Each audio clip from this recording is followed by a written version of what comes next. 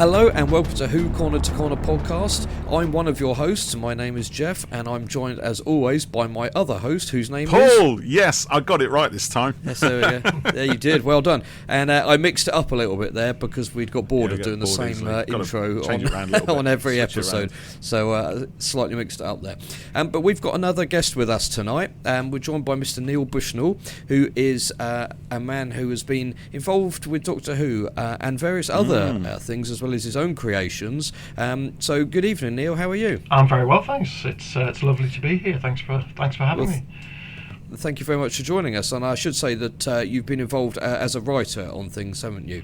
And that's your main area, isn't it? Yeah, that's right. Yeah, I've written quite a few different things, but 3 Doctor Who audiobooks, which I'm sure we'll get into. Yes. Yeah, we'll be talking about to talk about that. Yeah. So, what we often ask our guests is to go all the way back to the beginning and find out how your love of Doctor Who began. Ooh. Well, I guess my love of Doctor Who is probably similar to a lot of people in that it was a show that I grew up with. So I'm old enough to have grown up with Tom Baker and then into Peter Davison's reign, and I grew up with watching it on the TV when it was on. I was probably more into Blake Seven at the time, I've got to admit, but a big thumbs up from Paul. But yeah, absolutely, it was a show that was definitely on my radar, and one that I loved growing up, and obviously I think like a lot of people. Stuck with it through the years and then rediscovered it again or dived in again when it came back in 2005. Right, yeah. So, Paul, you're quite a Blake Seven fan as well, aren't you? Yeah, I do love Blake Seven, and do you know, I should have saved this for when we were on air actually, but just before the recording, I did remark on Neil's Blake Seven replica gun behind his head there, which looks just fabulous, isn't it? How long have you had that, Neil? I've had that about 3 years, so I got that for my 50th birthday, and as I said, Blake Seven came about when I was a very young boy, and it was something that I've always loved, and I've been lucky enough to write some Big Finish stuff for Blake Seven, and also I was involved with animation for the DVD release, so I bought myself the Blake Seven handgun, which is it lights up as well. It's great. It's Does nice. it? Oh, it lights up as well. Does it make noises? noises? Bracelet doesn't work. It doesn't make any noises now. You've got to do your own noise, but that's part of the fun, isn't it? Really. Yeah. Yeah. But you probably can't see as well that my desk is in front of me is littered with Daleks. Is it? So it's not all Blake Seven. Yeah, I've got about 8 Daleks sitting around me, and a Cyberman and a TARDIS. So yeah, so I do also have my Doctor Who stripes as well. That's pretty good, isn't it? Is it like? I mean, do you like to be surrounded by all the paraphernalia when you kind of work it, when you're writing stuff? Does it help at all, or do you? It probably does help, but yeah, I've just got a very nerdy desk. There's everything on here from. Don't we all? There's a bit of Space 1999. There's a bit of Battlestar Galactica. A lot of Doctor Who. A little bit of Star Wars. And Blake Seven behind me. Well, that sounds like quite a collection. Quite a dusty collection. Definitely a nerdy desk, isn't it?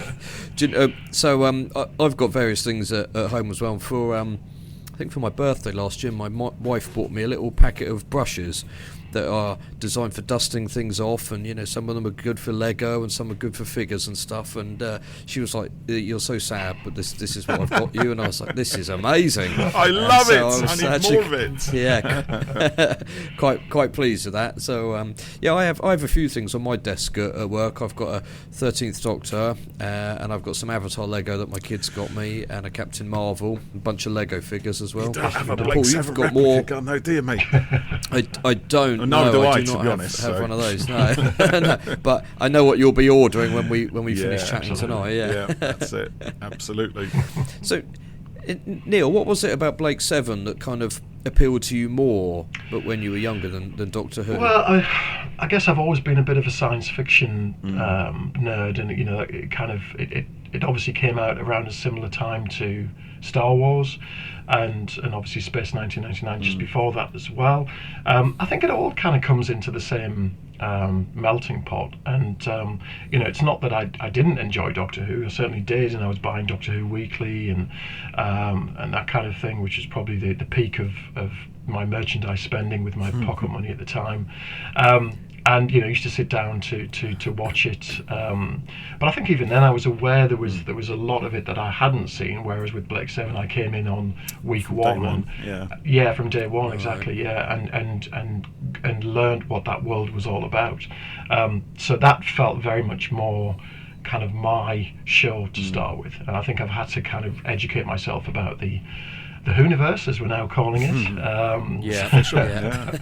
It's official. Yeah. So, but yeah, they've both been there throughout my life. Yeah, it was kind of darker in tone, sort of, as well, wasn't it? I mean, Dudley Simpson was scoring both TV shows, so there's a little bit of similarity. And Chris Boucher was obviously steps from one to the other, Terry Nation, and a few other kind of. I think Bob Holmes wrote one or two episodes, didn't he? In the original, right. So there was definitely a kind of crossover element, but its tone was. Have you ever seen it, Jeff? Is it much No, do darker? you know what? I haven't. We need to do that. We need to do.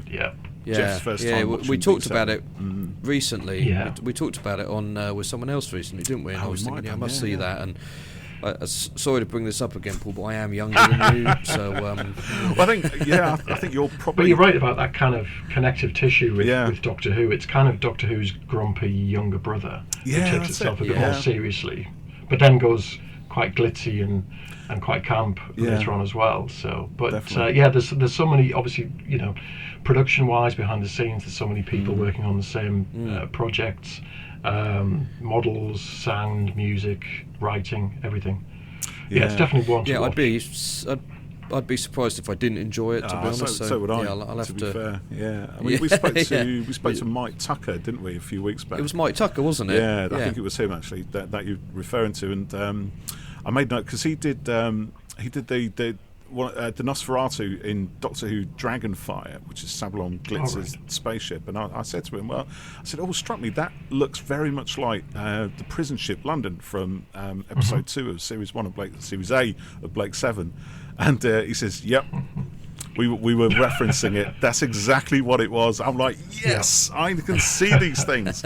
And obviously my wife is just out there and she would never know my joy at having that nerdy gene say it. But that's what it is. Yeah, I mean, there's Ron Thornton, who worked at the BBC as well. He worked on Blake 7, then went over to America and worked on Babylon 5. And there's a few of those ships have a kind of reference Blake 7 ships as well.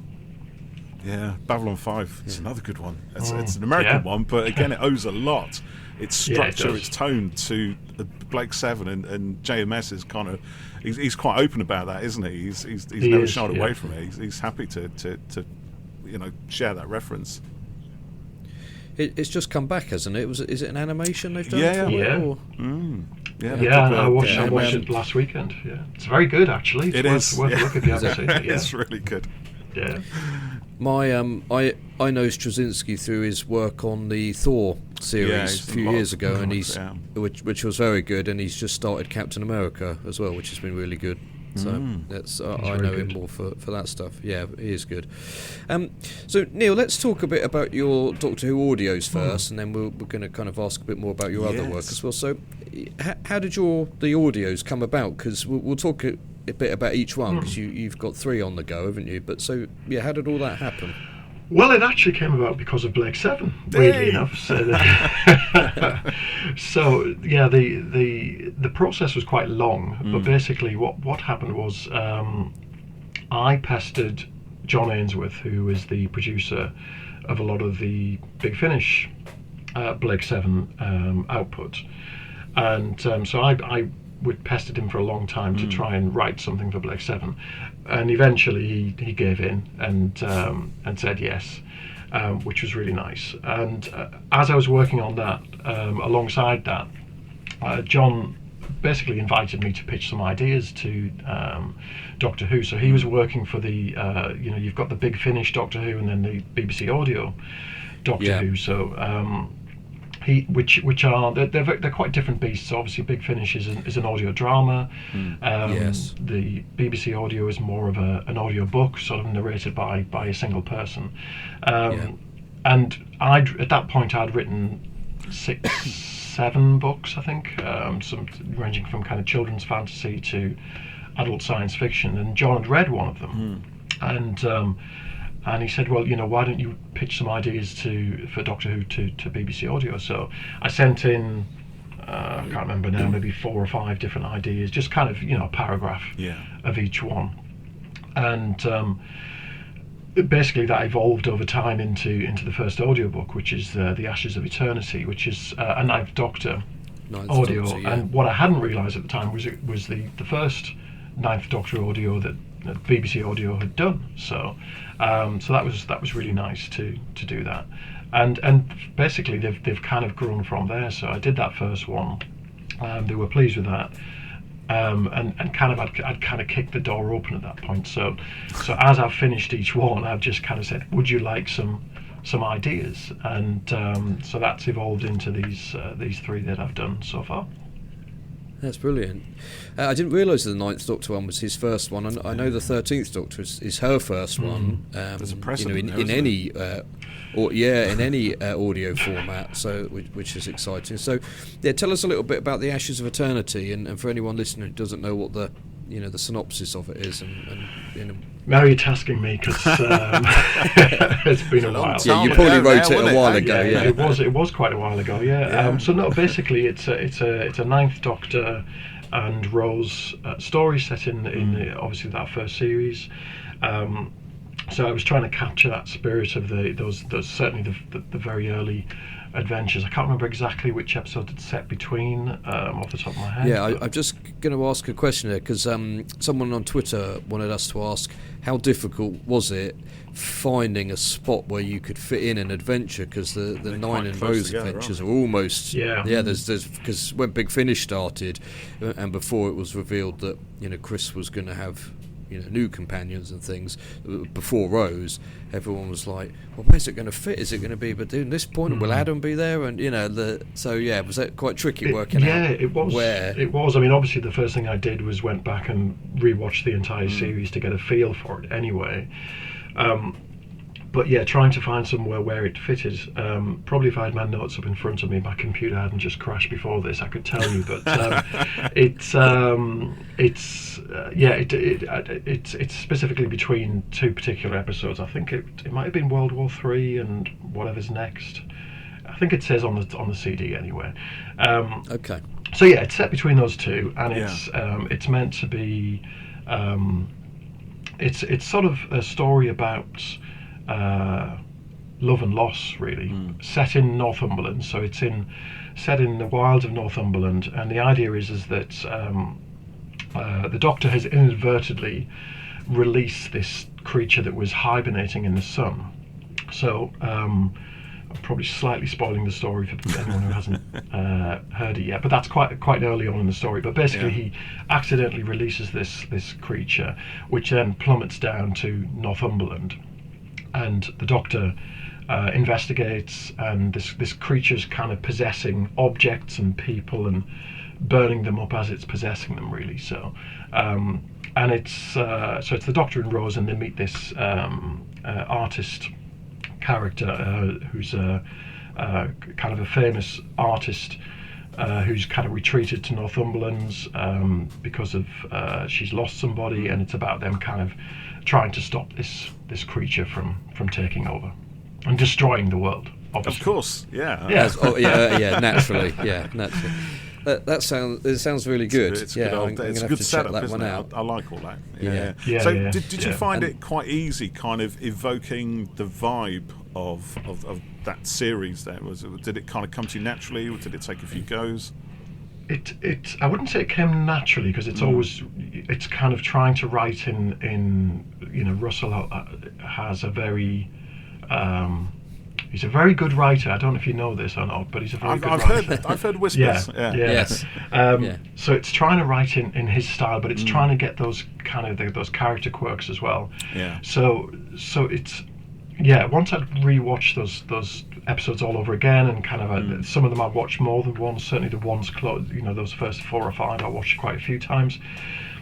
I'm trying to get the rhythm of how Rose speaks specifically, so it's more kind of seen through Rose's point of view. But obviously the Doctor as well, trying to figure out, how he would interact, how he would respond to things, especially in, as I said, Eccleston had such a fantastic take on the Doctor. But it's quite subtle and nuanced, and can be quite broad as well, but it's trying to capture all of that. So yes, it was difficult, but I think the more I watched it, after a while you start to get into the sense of what those stories are about and what those characters are about.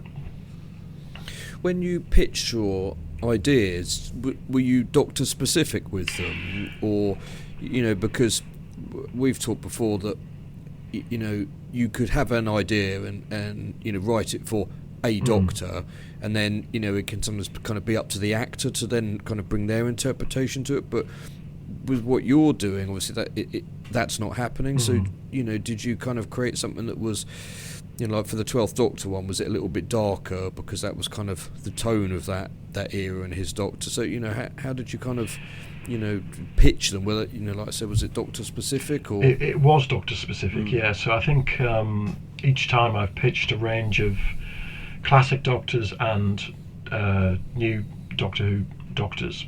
So in the example of the first one, The Ashes of Eternity, that was a very specific Doctor and Rose story kind of idea. And it's just been a bit of a quirk that the 3 that have been commissioned have all been new, post 2005 Doctors. So I've done the 9th Doctor, Peter Capaldi, and now the 13th. So it's that's been really nice, and I would still love to go back and do maybe a Peter Davison Doctor at some point, because that's kind of the one of my youth. But it's been really nice, to be able to play and try and, as you say, capture the sort of the voice of those new Doctors. Yeah. So tell us about the 12th Doctor adventure. That's the Ice Kings, isn't it? Yeah, this is the Ice Kings. So this is when it's when he's basically a professor at university, and when I pitched the idea, I was actually teaching at university part time as well. So there was a bit of kind of there was a bit of empathy. Drawing from life. Yeah, it was drawing from life. There was definitely an instance where it's told from the point of view of another lecturer, another professor, and there's a student falling asleep in a lecture at the beginning, and that happened to me more than once, where there was a student would turn up hungover from being out or staying up late playing computer games, and you're trying your best to kind of entertain as much as anything. I think that's a big part of teaching these days, is you kind of have to enthrall and hopefully try and lead them along. But the worst thing that can happen to you really is a student falls asleep. That's how entertaining I was. So I put that in there. So brilliant. So it starts off in the university with him teaching, and I really enjoyed writing that kind of interaction. It's.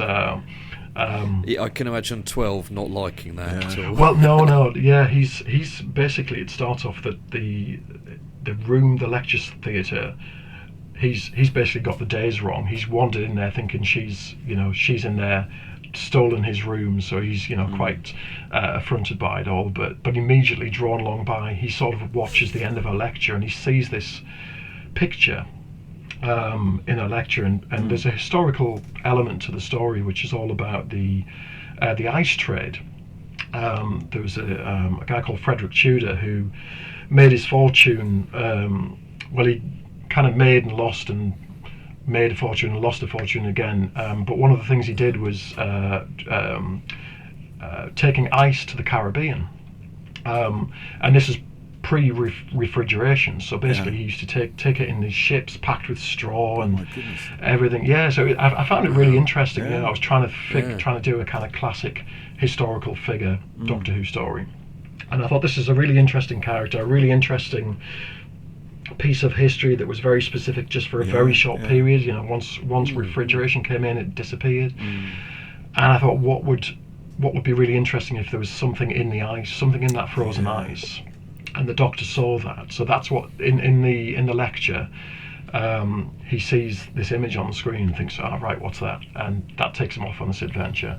So yeah, it's him kind of companionless. So he brings along this other lecturer. I toyed with having Nardole in there because I have a real soft spot for who doesn't? Yeah, exactly. Yeah, and he was in a scene at the very end, Was he? Because it was running too long, it kept getting cut down. And I tried to keep it in, but that was one of the things that ended up disappearing. There's kind of a mention of him, but he's not actually. There's no interaction with him now, which is a shame. Right. But so yeah, that's how that came about. It was kind of an interest in this historical story, and I read a book about it, and then kind of chucked in some of my own personal experience with teaching in there as well. And I love Peter Capaldi. I think he's a fantastic, like as you say, he's got that slightly darker, dangerous element to him. I always thought it was great the way that he kind of had his top button fastened but no tie. You know, it always felt like they'd taken it off him because it could be a weapon, you know. I always felt there was that slightly unhinged dangerous edge to him that he might just snap and do something. Attack eyebrows, isn't it? Yeah, exactly. Yeah, that's it. Yeah, that sounds like that was a lot of fun to write. It sounds like you got quite a lot of joy from writing that one. I did. I did really enjoy it. I think the first one was enjoyable, but I guess I was feeling, you know, you put a lot of pressure on yourself sometimes when you're writing something for somebody else or for a commission, and probably feeling the weight of that on my shoulders. But with the second one, I felt a little bit more relaxed and you know, felt like I could lean into that a little bit more. And it was and there's a lot of kind of whimsy and humour with Capaldi as well. So tried to get that into there as well. So I did enjoy it. I really did enjoy writing that one. Yeah, that's good. It sounds like you've got. Sorry, Paul. Go ahead. I was going to say, it sounds like you've got quite a bit of creative freedom on them as well. You know, was there kind of constraints you had? Yeah, you pitched the idea. You basically the process in a nutshell is, certainly for me, it has been. It's kind of pitching a few ideas. Then that kind of goes through a process and through various people, and then it's usually, well, we like this idea, or we like these two ideas. Could you maybe do something? Could they kind of live in the same world? Or, you know, we really like this, but we like this location. Could you expand on that?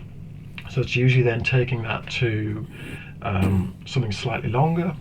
And again, that goes through the processes, and then you kind of develop that into a page or two. Then that has to go to kind of it goes through the TV series side of it as well for approval to make sure there's no kind of overlap, which was really interesting on the last one that I wrote, the Romanov project. There was a particular idea, which I won't say what it was, obviously, but it came back that no, you can't do that because that's something that's it wasn't kind of a story idea. It was just a kind of an element within it. You know, it's fairly generic, I'll be honest. But it was like, right, stay away from that because they might want to. They might be doing that. Right.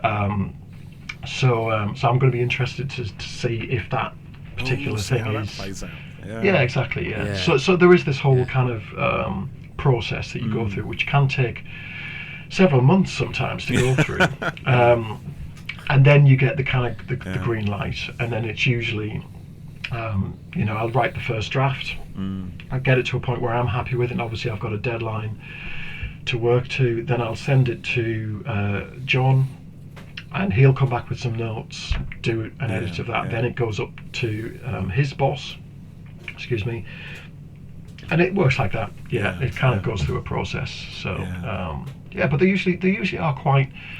Once you've written that outline, that kind of page and a half, 2 pages, as long as you sort of stick to the bones of that, then you can. Because that's what's been signed off, I suppose, isn't it? You know, that's the thing they've agreed, so you can't waver too far from that, I guess. Yeah, exactly. Yeah, exactly. So from the back of that page and a half document, then do you have quite a detailed story plan of while they're sort of looking at it, looking through the bones of it to sign it off, are you kind of working on a more detailed plan, so when it comes to the green light you're kind of ready to go, or do you not worry about that because they might not want it, so conserve your energy?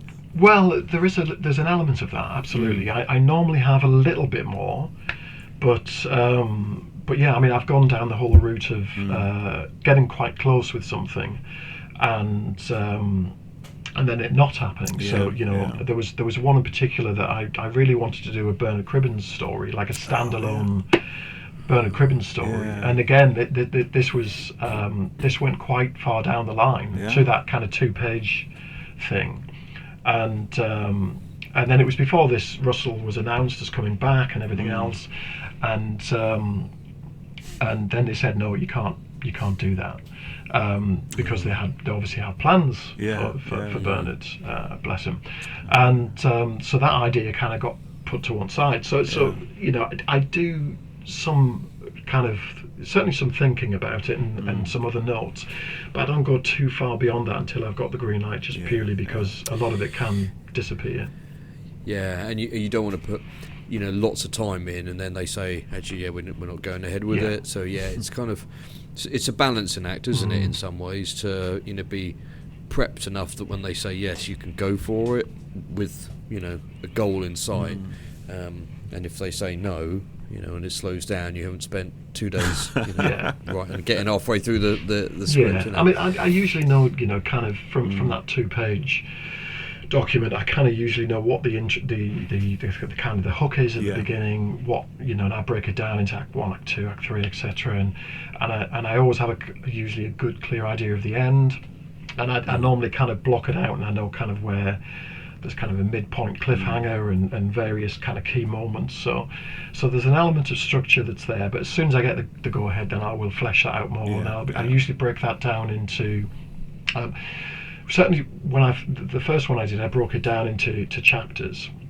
The more recent ones, I still do that, but they don't kind of use the chapter headings, if you like. I think it's just when it comes to recording it, those bits kind of disappear. But it certainly helps me to have a good idea of, like, okay, well, this is probably usually about 10 chapters and 3 acts. So it's like I kind of have a rough idea of where I'm going, and I'll break that down and figure out what needs to happen when. And there's usually a bit of mild panic when that isn't quite working, and you have to move things around. But it usually works. It usually works in the end. Is that kind of discipline then? Does that pull from your experience as a novelist then? Do you think, because you've had quite a few novels written before you started with the audio stuff, didn't you? Yeah, that's right. Yeah, I think it does, because I've written. Kind of making up as I go along, or pantster, as some people call them. Writing by the seat of your pants. And then I've done the whole kind of really planning it out as much as possible. And I think I'm kind of, I do plan, but I keep it loose enough that I can be surprised somewhere along the way. But certainly with these Doctor Who ones, you don't want to be, as you said, deviating too far from the plan.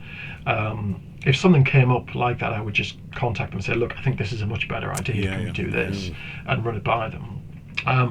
But I think after a while you get a bit of a muscle memory of kind of like, okay, what's going to work from a structural point of view. And I think, if you've done it a few times, you start to get a feel for that. So there's you can make more of a kind of a bullet point of a plan than a very detailed plan. Yeah. So tell us a little bit about the 13th Doctor audio then. There's been quite a bit of excitement. Lots of excitement. That's putting it mildly, Jeff. There's been loads of excitement. That's really interesting, because I stay clear of it online, to be honest. It's probably for the best. Right. It's I think it's the only way for sanity, really. I kind of. That's interesting to hear. It's terrifying to hear as well. But I was going to say no pressure. No pressure. Yeah. I think it's probably a number of reasons. I guess there, it's the first one for Jodie's Doctor, and it's probably the first thing new after Power of the Doctor, I think, isn't it? Yeah, Paul? I think so. Yeah, I mean there was the podcast, wasn't there? The Redacted Series Oh, that's right. Oh yes, there was that. Yeah, she's not in series 2 of that. I don't think it was series 1. Yeah, that's it. So really, as regarding any sort of Jodie content outside of the TV show, this is it really. Apart from our own little fan projects, obviously, which sorry Neil, did beat you to we did a couple of. That's all right. We did. Stand on the shoulders of giants and all that. So now you're copying us, So how did it come about then? Did you approach? Was it BBC Audio, isn't it? Did you approach them? Did they approach you? Was it? Well, it was as I was finishing on the Ice Kings. I think it was, maybe a month after that, I said to John, am I okay to pitch you some other ideas? Yeah. And in amongst that, I just pitched a 13th Doctor idea. So I think probably from memory, I might have pitched. Certainly, I usually pitch a Peter Davison one, which it's always worth a try, isn't it? It's always worth a try. One day it's going to land. Exactly. Yeah. Keep at it. Yeah. So I think I did. I might have done a 10th Doctor. And Peter Davison and a Jodie Doctor as well, and that was the one that they really liked. So again, same thing, kind of fleshed that out, developed it further. The interesting challenge with these things is they are relatively short stories, really. With the spoken word, they usually work out at about 10,000 words, which when you think of a novel is 70,000 words. So they run for about an hour and 10 minutes, something like that. So there's an element of brevity that you've got to get in there. So one of the first decisions I made was that I couldn't really include the Doctor and 3 companions and kind of do it justice. I didn't feel like I could do that, So we had a question that wanted to know, well, in a minute we'll get you to kind of explain what the story is, but someone wanted to know how Graham ended up on his own with the Doctor in it. But now that you say that, Neil, because I've listened to quite a few of the the BBC audios over the years for the modern Doctors, and mostly it's a Doctor and a companion. It's very few actually that there's more than one companion. The 12th Doctor had a brother and sister companion for a while on a set of audios, but that's really interesting. Yeah, because you're right. It's such a short time allocation per story, isn't it? So trying to fit, in 13's case, another about an hour's content. Yeah, exactly. When you think on TV, that kind of works. You can have, you can have a cast of, I've been watching Ghosts, the comedy series, and there's about that's half an hour, and there's about 10 main characters, and it works, and it's absolutely fine. But writing that in prose form, it can, for me certainly, it could probably in a better writer's hands, maybe it's manageable, but it becomes quite wayward and quite difficult. And I always feel like the best stories are kind of when you can tell it from one or two person's point of view and keep it kind of really clear. So I had this sort of slightly difficult decision to make at the beginning, and I've always I've always had a soft spot for Graham. He's a character who is grieving. He's a reluctant companion, which I think is really interesting, and he's really going along just to help others, really, because he feels obliged to, in a way. And he certainly there's a growth of that character throughout the series as well. So that really interested me, and I think as an older man as well, I think there was a definite resonance there, and I think there's probably a connective tissue through some of the audios of kind of grief and loss and things like that, which I was thinking and obviously that's kind of in as part of Graham's character. So there is there's a scene at the beginning. It's not by the Doctor's choice that she's taking Graham along just by himself, but something happens, which I won't spoil anything, but something happens to split them up, to leave the others behind, and to take the Doctor and Graham on this adventure. So it's not like the Doctor's just gone, right, Graham, let's go and have a little jolly, just you and me. It's part of the story. It's kind of you've justified it. Yeah. I hope so. So then at least it can kind of focus on Graham, and there is another character who comes in, but this is somebody that kind of is important in Graham's life as well. So it's kind of a Graham and 13th Doctor story. And then obviously there's danger and end of the world ensues as usual. Yeah.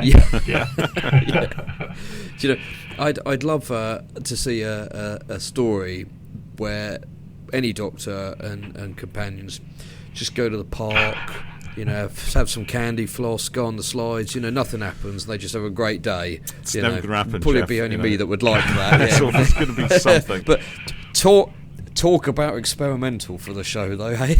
Yeah. Well, it kind of almost starts like that. There's a bit of an ice cream scene. So there's an element of that, but then it does go off in a slightly different direction. So it sounds a little bit, there's kind of a sort of slightly sort of horror spooky element to it. Am I right in thinking? Yeah. There's exactly. Yeah. There's the Romanov of the title is nothing to do with the Russian royal family, as I think somebody online thought it was. He's kind of the deranged scientist of the story. So yeah, there's an element of I'm trying not to spoil it too much, but it's I think you can imagine with most scientists in Doctor Who stories that something has gone not quite right. I love those kind of stories. I'm just looking over here because I've just got the synopsis of it on my other screen here, and it's and I love it seems like it's got all the ingredients. I mean, for a fact, it's set in 1970. Which is great. I love that. We're on an epic drive to the North Poles. We've got record-breaking explorer Sylvia Sandstrom. We've got an arid wasteland. There's an experimental base. There's deranged figures. There's a genius. There's a wave of energy that now threatens to rip the Earth apart at every point in history. I'm just reading what it says, Neil. That's it. I didn't write it. I'm just reading it. So it certainly sounds like, for 10,000 words, it's got a lot packed into it, right? To be fair, there is a lot kind of happening there. But yes, it's set in present day 1970, and then there is a chunk in a distant future, which isn't dated exactly, but exactly. So there's various elements coming together, and there's elements of kind of time disruption, and there's a slightly creepy I would say horror with a small h. Obviously these things are never in the way that most scary Doctor Who's are. PG-13. Yeah, exactly, absolutely. Yeah. So but yeah, it's behind the sofa. Yeah, absolutely. Well, I hope so. Or behind the CD player. Yeah. And it's read by taking the headphones off. Excuse me. It's read by Toby Longworth as well, isn't it? That's right. Yes. I haven't heard it yet, but I'm expecting good things. So that scuppers my next question. Then really was how did it? Which is going to be what was it like hearing Toby read your words back? But I'll just throw that one out now. We don't need to worry about that one. No. You could tell us when you hear it. Yeah. That's. I think some writers probably are involved with the recording process, but I think because of speed. That I certainly wasn't at the recording or part of that, so it comes as something of a surprise sometimes when they appear or when you hear them, and it's usually certainly with the first one they normally send out kind of complimentary CDs beforehand, and for whatever reason they didn't come before general release, so I actually bought a copy of online because I hadn't heard it, and then of course my complimentary copies came about 2 weeks after that. So they'd gone around the world the other way for some reason. So yeah, sometimes you don't get to hear it until quite late on. So we're recording this in November, aren't we? And it's due at the beginning of December, so we'll see. Yeah, it'll be a couple of weeks. Yeah, we'll see when I get to hear it. But I'm sure it'll be great. I'm sure it'll sound fantastic, hopefully. But that's always quite scary as well. For me it is, I don't like to listen back to them, if I'm honest, just because I think you always hear the things that you would change, or you know. That line. Yeah. I meant to sort that out, or it would have been better if I'd done it this way. Now it's too late. And there is an element of kind of imposter syndrome of, I think Doctor Who is such a big community and such a big beast. Yeah. In good and bad, that there are thousands of people who know far more about Doctor Who than I do, and you're getting to play in that playground, and then it feels a little bit like, oh God, I hope I've got this right, I hope, and as I said, I don't look at reviews and kind of forums and things like that, but certainly when I'm listening back, I can't listen in long kind of the whole thing at once. I kind of listen to a little bit and then go, right, okay, that's enough now. I'll do something else. So it's a bit of a strange experience, but yes, I can. It's nice. I've got them all on the shelf, so they're all sitting there behind me. Yeah. Well, really looking forward to listening to that definitely, one as well. Yeah. So. You were involved with some Ice Warriors as well, I believe. Yes. Animations and things. That's right. Yeah. So that's my my other job. Is I've worked in animation for 20 plus years, and I co-produced the animated Ice Warriors episodes. That was about 10 plus years ago. So I think it was about the third animated Doctor Who story at the time from memory, and it was me and Chris Chapman, who is who does a lot of the documentaries on the Blu-rays and writes a lot of Doctor Who Big Finish audio stuff as well, and is a very nice chap and somebody I've known for a long time. We've talked to Chris a while ago. Yeah, he's a lovely guy, and we'd been doing some. Chris had been doing some documentaries for the DVD range, and I was running my own animation studio at the time, and I'd been doing bits and pieces of graphics and animation for Chris, and then he was talking to the people at the BBC and said, well, look, shall we pitch doing some missing episodes? So we did, and we ended up doing the Ice Warriors. So we did those 2 episodes, and to be fair, I think it's changed since then. But at the time, the budget was very small, and we did it as a kind of passion project, really, and we really couldn't justify doing another one. It would have been good to do more, but it would have been a real struggle to do that and commit to doing more. So I think they have increased the budgets quite a lot since then, but I think in those early days it was quite tight, quite difficult. Yeah, I'm not quite sure what's happening with the animation stuff at the moment, because there was something recently that it was all stopping, but then there keeps being rumours that the toy maker stuff has been Celestial animated to Toy coincide Maker. with the Celestial Toy Maker, but there's nothing concrete on that. I've not heard anything, but I'd be very surprised if it didn't continue. I think, especially given this kind of it does feel like we're in a third renaissance now, or a second renaissance. And I definitely think there'll be things happening. If not now, then soon. I would imagine that things will be happening. But as I said, I don't know anything. that's my own opinion. They're really good, those Ice Warrior episodes as well, actually.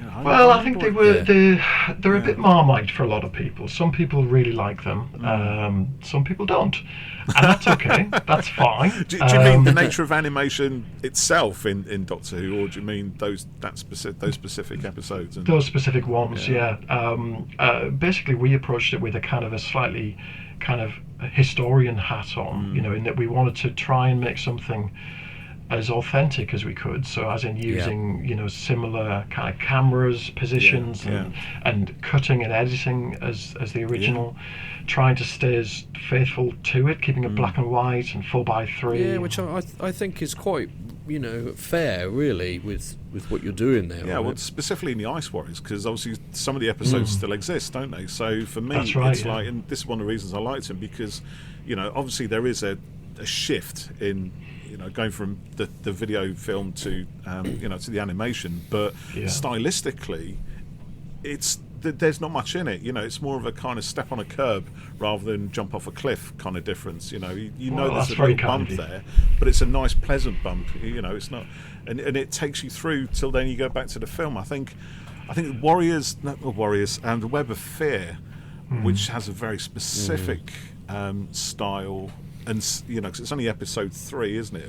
Web of Fear that kind of sits, and it's that 3D kind of look is probably less successful. And then I think with the things like Fury from the Deep, for example, where they got the entire 6 episodes, that they can just go mad with it, and I love that as well. Equally, they can build the sets, they can build the atmosphere, they can go way off there, they can put little Easter eggs in and stuff like that. So I think there's something for both styles. But I think what you guys did with the Ice Warriors, from my perspective, I think was absolutely bang on. That's really nice. That's really nice to hear. But I think that's the joy of the animation. Of as you said, is this kind of every single one of them is different, and that's kind of all right as well. Really, it's kind of okay. Absolutely. I think people, they embrace them. Maybe some styles more than others, but it's nice that, come on, how many shows from the 60s are getting animated episodes, so I think it's great. It's fantastic that they are still happening. So we're so lucky to be getting it. They could just simply not bother. Imagine the Avengers animated. I don't think there's any missing episodes of the Avengers particularly, but if there were, would they be animated? I don't know. Yeah, exactly. Great if they were. Is there an audience for that? Well, that's the joy of the fan base, isn't it? You've got this fantastic fan base that will go out and what have are passionate enough to have an opinion about these things and want them to be done, want them to exist in the first place, but certainly want them to be done in a particular way. So no, it was really fun to do that, and we did continue to do DVD value added stuff after that, and that for me bled into working on animation on the Blu-rays as well. So I've done 4, I think. I forget exactly, but just adding new effects into for sort of special edition versions of stories. From the ones I've done have been Tom Baker and Peter Davison, so I have got to play in the playground from my youth, which is quite nice. So, and Neil, tell us about your books. Oh, yes, please. How you discovered your love of writing, because you've done quite a lot, really. Yeah. So I've kind of always written since I was or made up stories, should I say, since being a child. And my first love was comics, so I used to draw and write comics, and wanted to be a comic artist. Never thought about being a comic writer, but it was the drawing part of it that I really liked, and I think that's kind of how I ended up working in animation. Was, long story short, kind of worked in comics for a little while. Actually inked some Doctor Who on the Incomplete Death's Head comic, and there was a Sylvester McCoy and a TARDIS in there. Yeah. I only did about I think I did 2 issues, but anyway, that was my first Doctor Who thing. But that kind of led me into animation, and it took me a long time to realise it was the story part that I really liked. I enjoyed drawing, but I really loved the creating of the stories. So I tried a few times to write a book, and I tried writing scripts, and I actually tried writing a sequel to Blake 7 at one point, and lots of different things. Exactly, yeah, I'm not the first.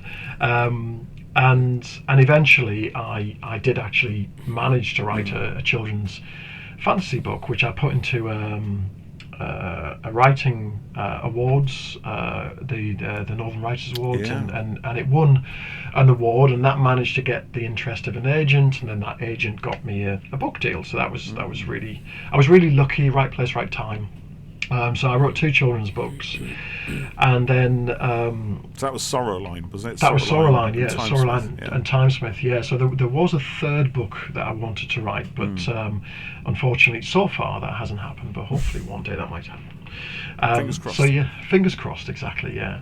So then, off the back of that, I wrote a young adult novel called Altitude, which is about kind of a contemporary story about three teenage girls from kind of different kind of social backgrounds, but they all come together because there's this little wood foresty area near where they live, and the main character discovers she can fly when she's there. So it's kind of this kind of fantasy hook that leads you in, but it's more about these three characters who have this shared secret, and as that sort of escalates, that kind of creates rifts between them, and that's probably my kind of most sort of personal book, if you want to call a book about three teenage girls a personal book, but it's about kind of growing up in the Northeast in a working class environment, and that kind of has all gone in there, and it's a coming of age story in a lot of ways as well. So it started off from that kind of wouldn't it be cool to fly kind of idea, but it gradually suddenly realised it's actually much more of a kind of a domestic drama really than anything else. It's the flying bit becomes secondary to the rest of the story, but the main kind of chunk of work outside of that is a science fiction series called the Arkship Saga. There's quite a few of so those. There's five books, 5 novels published. Then there's a collection of short stories, and the 6th book is in progress at the moment. It's about 2/3 of the way through, so hopefully it should come out next year. And basically the Arkship Saga is set in a distant-ish future where there's been this huge event called the Fracture, where the sun has been destroyed and the shockwave has ripped apart all of the planets in the solar system. So that the only way that the only survivors left are living on these giant spaceships called Arkships. So the premise was, what would it be like if there was no planets, and it kind of came from there. So it's kind of a mix of some of my favourite books like the Foundation series and Dune. Not that I'm saying it's anything as great as anything like that, but it's kind of dipping into those sort of ideas, and it's kind of trying to create several societies. So like each Arkship is its own little kind of island of humanity, so they have their own rules and different ways of working. So some of them are kind of dictatorships, some of them are kind of more royal kind of family sort of things, but it's these overarching, it's one big story basically that kind of follows this character called Prince Halstead, who's it begins with the destruction of his home ship, and him trying to rebuild his family and regain his kind of seat of power, and it's kind of his life story. So it starts when he's about 19, and in book 6 he's 40, and across this whole story there's lots of different elements. So there's like this big church that kind of oversees the remains of humanity and tries to control humanity and things like that. So it's playing infinite. That's right, the Church of the Infinite. So it's using all of these different ideas in there and playing along with it, and it's a big kind of sandbox for me to it sounds massive. It is. It has kind of become quite massive. It's it started off as this kind of one smallish story, and the more I wrote of it and the more I kind of felt the edges of the story and kind of made notes and things like that, and I thought, oh, this would be good. Oh, what happens over here? Turns into its own thing. So it's become a much bigger thing now, and there's as I said, there's a collection of short stories, but there's about a dozen other short stories that I've got kind of working. This 6th book is the culmination of Prince Halstead's story.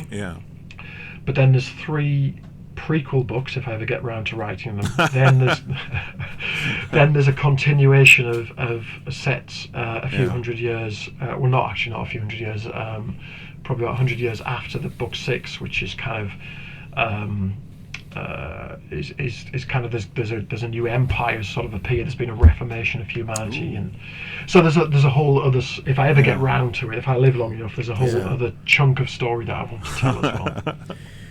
I'm just looking at it now. So I was going to say I could do with a good old another good sci-fi series to get my teeth into, and I like what it says here. Actually, it goes, if you liked Battlestar Galactica, Asimov's Foundation series, or The Expanse, you'll love this page-turning series. Yeah, you like those, didn't you? That's 3 of my favourites right there. It really is. And I was surprised actually that The Expanse was a series of novels, because to my shame, I didn't know that. And weirdly, I'd seen those novels in Waterstones and what have you as well, and not made the connection, because I'm a bit stupid when it comes to stuff like that. Well, I don't think they've been kind of explicit with making that connection on the covers and stuff. No, it's not like it's branded the Leviathan, isn't it? Or that's the right. Leviathan weights and things like that, which I never really thought was Expanse. And to be fair, it took me ages to get around to watching Expanse as well, because I watched like the first episode of it, and I thought, I've seen all this stuff loads of times and I've seen it done better. And I watched the second episode, and I was like, oh God, I can't bear it. And I put all my grievances online, and a whole bunch of people say, no, you got to stick with it. You got to watch it. You got to watch it. So I gave it another go, and I still didn't get it. I put it out online again. No, definitely, you have to watch it. If you get past that second episode, it's going to be great. And I have to say, I did eventually push through, and I thought, oh my goodness, this is fantastic. But as good as a TV series it takes a little while. Sometimes. But as good as a TV series is, you cannot replace that kind of intimacy that you get from reading a novel and a series of novels that really pull you in and let you be part of that world. I think it's, because you're your own viewer, you're your own perspective in that world and in that universe. So I think I might well indulge there, Neil. Yeah. Well, I can highly recommend it to you. Oh, thank you, sir. I thought you might. I've read them all, and I think they're not too shabby. Are they good? So, they turn out right. I think they're acceptable. So I think if you like those kind of things, then and they're the sort of things I like. So there's hopefully enough ideas in there that'll keep you mildly entertained. I'll look forward to it. So, Neil, if someone came to you looking for advice on how to be a writer, what would you say to them? I think you just have to just enjoy writing, really. I think it's not one of those professions that you need qualifications for, or I got a B in English at school. And I think I learned by reading. Really, I think that's the key. And I think that it's one of those things. It can be quite disheartening. If your goal is to get rich, then maybe writing isn't for you. But if your goal is to tell stories and have people read them, possibly. But if you can motivate yourself purely without thinking about thousands of people reading them, if you just want to write stories for your own pleasure, but try and do what you can with them. I remember hearing Richard Osman, the Pointless presenter, etc. So his background is as a producer, and now he's written some very successful the Thursday Murder Club series. But I remember him saying about he will always try and push his ideas as much creatively, but then he will also he'll put as much effort into trying to sell them as he can. I think that's certainly the bit that I struggle with, and I think that's something that a lot of writers struggle with. But I think the best writers sometimes have that as a package, is that they're very very good at writing, but they're also very good at kind of getting it out there without being kind of a used car salesman, but just about being kind of knowing about contacting people, getting it out there, putting it under the right people's noses, things like that. But I think the becoming a writer, we're all writers, we can all be writers, but it's finishing things, I think, is really key, and then doing that kind of the slightly harder bit of trying to get it out there and not being disheartened when it doesn't quite happen. So, for example, I'm sitting here talking to you about Doctor Who audiobooks, but I had to pester John, and it's not because John was ignoring me. He's just a busy guy and probably had lots of people pestering him. But I politely pestered him, and I say pester, I probably emailed him once every 6 months. But probably for about 2 years I did that, just kept reminding him that I was there and I was interested. And he replied and said, thanks for getting in touch, But I just kept doing that, and I think sometimes people, it's easy to get disheartened on those steps, and I think nobody's necessarily trying to put people off. and people are busy. People have emailed me, and I don't reply sometimes, or I take forever to reply. Things that we're all living our lives, and that can put you off. But I think if you can keep that momentum going, if you can just write, finish something, try and get it out there, but move on to the next thing, then I think eventually success of whatever form will find you. So that would be my advice. Yeah, I agree. I think that sometimes people kind of get into, being in a band or, filmmaking or whatever it might be, with the hope that it's all going to, they'll be playing fall in their laps kind of thing. Yeah, fall in their lap, and they'll be at Wembley Stadium, and they're getting an Oscar a week after they make their first short film, and it doesn't work that way. But I think it's kind of, I used to shoot quite a lot of independent bands for music vids and stuff, and we used to talk about it. And do you want to be able to have a career doing something creative that you love and earning money to be comfortable and have a life, or do you want to not do any of that and go and work in an office, or do something you hate? And I think kind of working at it to be able to get a degree of success that you can be kind of creatively happy and successful in life, even if you're not selling out global tours. I think there's a lot of people who don't like what they do for a job, so getting to do something you do, even if it's not maybe the I'm not saying you're not achieving your dream or something, but it's just kind of understanding how what the I suppose what the options are and the realities of having that kind of massive scale of things. And I'd much rather be doing my video work now than having tried to be a TV director and it not worked out or something like that. Yeah, absolutely. I think for me it's I'm a happier person. I'm probably a nicer person when I'm being creative. So I always feel like I need a creative outlet. So even if I'm not being paid, I'll write something, and usually, as I said, try and finish it. So I've got a carnage behind me of projects that have never got anywhere, but I've learned from doing them. And I always say to when I was teaching animation, I would speak to a student who was doing a animation degree but wanted to work, say, at Pixar, which is kind of like thinking of any career that you want to do of aiming for the top. I think is fantastic, but you have to then break that down and think, how am I going to get there? How am I going to get to be, say, Russell T Davies? It's I'm not going to just wake up and BBC Worlds are going to call me and say, write the next episode of Doctor Who. It's like you've got to put yourself in the right place.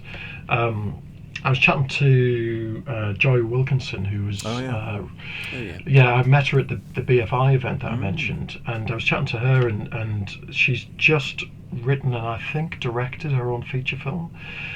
And I was really inspired. I literally was chatting to her for about 15 minutes. That's all it was, but I came away kind of inspired and thought, you know what? Here's somebody they're not waiting for permission to do something. They're just going off and doing it, but learning by doing it and kind of dragging people along with them in a realistic, and they're planning it out. It's not like they're saying it's somebody going, I'm going to create a $5 million film and I've got 50 quid in the bank. But they're actually making their own opportunities. They're not just waiting for somebody to offer it to them. So I think that's that's the mindset you've got to get into. Proactive mindset. Absolutely. I've said this before, Paul, but I see quite a lot of people online who are aspiring writers or aspiring filmmakers, and I think, why are you aspiring? Just get and do it. Just do it. And at the moment, I'm reading the Schwarzenegger book that came out recently. You went to see him as well, didn't you? And it's really interesting. I went to see him talk in London, because when I've said this so many times on the podcast, but when I was like 12, I watched Terminator 2. Neil, I shouldn't have done, but I was like, oh my god, and it blew my mind. And I first of all I was like, who is Arnie? He's amazing. Then I was like, who is James Cameron? What is directing? And that's kind of what led to me to making films and videos and stuff. But in this book, Arnie talks about the vision and how he knew that he wanted to be in America and be the world's greatest bodybuilder, and that was his vision. And he didn't know how he was going to get there, but he met people and he worked towards it and he achieved it. And then he did that and he thought, right, my next vision is biggest, leading man in the world. I don't know how I'm going to do it, but I'm going to do it. And it's fascinating, the kind of drive he's got. But also, there's a huge bit in the book about selling, which is what you were saying. And so many people, and I see this for filmmakers and stuff as well, and even people that I work for, they've got a product or whatever it might be, but they don't know how to sell it. And if nobody knows about it, they're not going to buy it. It's the same for music or book or food or whatever it might be. So the bit that Arnie talks about selling is really interesting. And even at that level, he was just like, he said, I would work harder than anyone else and go everywhere in the world to sell the film, and that's what worked, and that's what helped bring in the money for it and stuff. So yeah, it's it's a different level, but but the principles it's are the really same, important. Though, And that's what he's saying. Selling it online. Making sure you go to the places that your people will be and things like that. So yeah, it's really interesting. It's tricky, I think, because it kind of does run against. Certainly for me, it runs counter to that kind of. Being creative, but then putting it out there. It's another level, almost saying that you should buy this because it's well written. It kind of feels it's a very un-English thing to do, certainly. But I think it's an it's a thing that lacking confidence sometimes in your own work. Even though you might think this is the best thing I've ever written. It doesn't necessarily follow that it's the best thing anyone's ever written, and it's a difficult ask. But you're right; it is an essential element if you really want to kind of progress. I think you can. But that's what it comes down to: is if you want to write, it's what do you want to write, and then where do you see yourself? If you want to be Russell T Davies or J.K. Rowling or somebody who's had a lot of success in their area. Then you've either got to be very, very lucky, or you've got to be Arnie and sell. Got to work at it. Yeah. That's it. Just work really hard at it. Put in the miles. Yeah. So it's a very really interesting read. Yeah. So what Doctor have? Well, actually, we probably know the answer to that one, now, Jeff. Yeah. Is it the fifth Doctor by chance? Is it number 5? Yeah. Which Doctor have you written that you not written that you'd like to write for? I'm going to go with the fifth Doctor for that one. So tell us what else you're working on at the moment. What's next? Is anything happening with your other Doctor Who ideas that you pitched? Well, I have pitched some other Doctor Who ideas. So yes, nothing that I can discuss obviously as yet. But I knew he was going to say that. I could sense it coming. Every time. That's the answer we get every time. Here's the exclusive. No, I would love to write more. I really do enjoy writing these audios, and I would love to write more. I think it's always dependent on how well they go down and what people think of them. But yeah, I would really love to do more. So I'm hopeful that will happen. At the moment, I'm also doing something slightly different. I'm developing a comedy drama TV idea with a production company. Right. So I've been working on that and doing some animation writing projects as well. So and I'm still animating, as part of my career as well. But the writing part is I think the bit that is because it's kind of slightly less client orientated. Even though you do have a client, but it's the more enjoyable kind of creative element of it that allows your brain to really relax, I think. So yeah, hopefully more of that. That's good. Excellent. I wish you the best of luck with it, and I look forward to seeing it. And I'm looking forward to the 13th Doctor's audio, the Romanov project.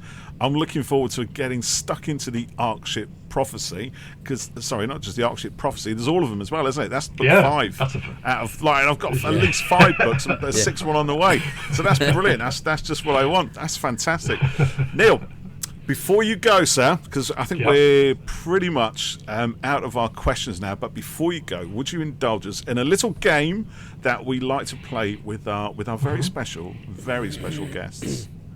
and it's a lot of fun, trust me. Yeah, it is. Right, so we call it the Grand Serpents Asteroid. Now, I don't know how familiar you are with the recent Doctor Who series, which was called Flux, by the way. If you did see it, fantastic, well done. But if you didn't, let me just reacquaint you with what happened at the end. So there was a nasty guy in there called the Grand Serpent, and he met a very terrible fate, which was to be exiled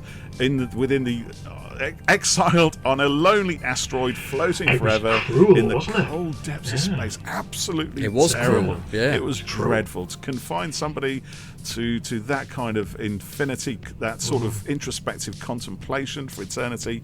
Very cruel. So we're going to do that to you, but we are going to let you take some stuff with you. But you must choose what you're going to take. Choices or options will be slightly limited, so think very, very carefully. Because once that door closes, Neil, I'm afraid that's it, and you're stuck with whatever you've taken there with you. So, are you up for that? Okay, yeah, I'm up for that. Yeah, absolutely. Yes. Okay, here we go then. Right, so the first one, Neil, is... Would you take with you, or you're allowed to take with you, the complete series of one of the following, but only one of the following? That's it. So it's going to be Space 1999, Babylon 5, or Blake 7. Which would you take with you? Oh, that's a Sophie's choice. As soon as you said Space 1999, I thought, oh yes, let's do that. Then you said Babylon 5, so I'll do that. Yeah. And then you said Blake 7. I mean, Babylon 5, you're getting more for your money, aren't you? Oh, this is true, yeah. Because there's and I more I of could it. let you take the films as well if you're going to. Yeah, it's a whole thing. Yeah, I'd allow that. That seems fair. But no, I think it's got to be between Blake 7 or Space 1999, just purely from boyhood memories. I'm going to go with Blake 7. You're going to go with Blake 7? Yeah, it has to be. Fantastic. Can you imagine that, not being able to watch Blake 7 as you contemplate the loneliness of infinite space? Oh, my goodness. Are they on VHS? Or you can have them in whatever format takes your fancy. You can have them I think... Let's do VHS. Let's do the original VHS with original covers. VHS, big old chunky cassettes to whack them in there with. Yeah. It's your prison. And I can make them into a shelter as well, which would be nice. Oh, he's thinking ahead. Yeah. Okay, so here's another one for you then. You are allowed to take with you one and only one, but one of any in the world, so it should be something I think which is special to you. You are allowed to take one very special animation with you. Oh, right, okay. That would probably be My Neighbor Totoro, which is a Studio Ghibli animation. It's beautiful. When you said animation, I presume you weren't talking about Doctor Who, just any animation? No, any animation. Any Absolutely. animation, sorry. Whatever's special to you. So My Neighbor Totoro, I think, is a beautiful Japanese animated movie, especially because I wouldn't have anything beautiful to look at, but Totoro is beautiful. It's kind of Japanese landscapes, beautiful clouds and skies. I would take that film. Oh wow, that sounds beautiful. Yeah, I don't know. So what's that called again? My Neighbor Totoro. My Neighbor Totoro. Is that fairly? No, it goes. But I think it's. Oh, is it an old maybe 1989 or something like that. Oh, okay. Right. For some reason, I thought it was more it's a classic, but it's less well known. I think in the UK than obviously. To be fair, it's a well known classic. So Okay. You should look it up. It's really good. It's beautiful. Something else to look at now. Okay, so you are also allowed to take with you, because obviously those are all kind of visual things. They're quite passive. Require you to sit staring at a screen for a while. So we're going to give you something to hold in your hands, and it's one comic. I mean, not one comic, one comic series, if you like. What's it going to be?